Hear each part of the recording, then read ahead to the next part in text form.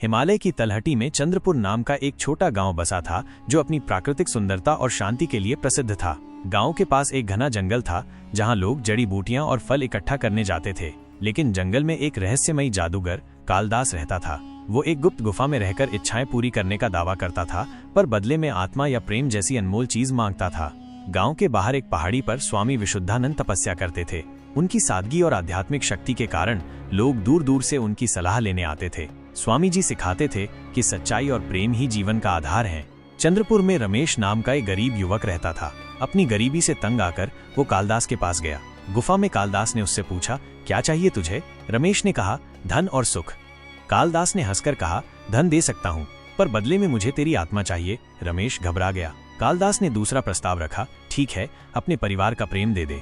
रमेश ने यह भी ठुकरा दिया और गुफा से लौट आया। गांव में एक बूढ़े व्यक्ति ने उसकी उदासी देखकर स्वामी जी के पास जाने की सलाह दी।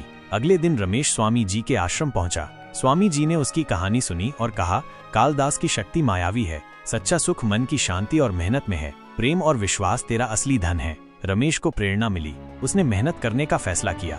रमेश ने गांव में एक छोटी दुकान खोली और परिवार के साथ मिलकर काम शुरू किया।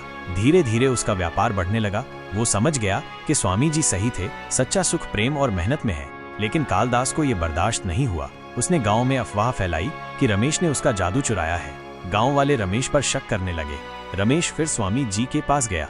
स्वामी जी ने कहा, कालदास झूठ और डर का सहारा लेता है। मैं तुझे एक मंत्र देता हूँ, इसे रोज पढ़ना, यह तुझे बुरी शक्तियों से बचाएगा। रमेश ने मंत्र लिया और रोज पढ़ने लगा। उसका आत्मविश्वास बढ़ गया।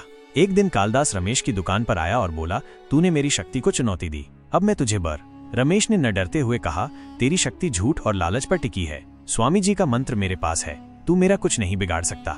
कालदास ने अपनी जादुई छड़ी उठाई, मंत्र पढ़ा, पर उसका जादू रमेश पर बेअसर रहा। स्वामी जी का मंत्र और रमेश की सच्चाई ने कालदास की शक्ति को निष्क्रिय कर दिया। कालदास गुस्से में चिल्लाया और गायब हो गया। गांव वालों ने ये देखा और रमेश पर विश्वास करने लगे। उसकी दुकान पहले से ज्यादा फली फूली। स्वामी जी ने गांव वालों को समझाया कि सच्चाई और मेहनत ही सच्चा जादू है। कालदास फिर कभी नहीं दिखा। कहा जाता है कि वो अपनी गुफा में कैद हो गया, क्योंकि उसकी शक्ति झूठ पर टिकी थी जो सच्चाई के सामने टिक न सकी। रमेश ने अपने परिवार के साथ खुशहाल जीवन जिया। उसने स्वामी जी की शिक्षाओं को अपनाया और दूसरों को भी प्रेरित किया। चंद्रपुर फिर से शांति और समृद्धि का प्रतीक बन गया। नैतिक शिक्षा, सच्चाई और मेहनत की शक्ति किसी भी जादू से बड़ी होती है। लालच और झूठ का रास्ता अस्थायी हो सकता है, पर सच्चाई और प्रेम ही स्थायी सुख देते हैं।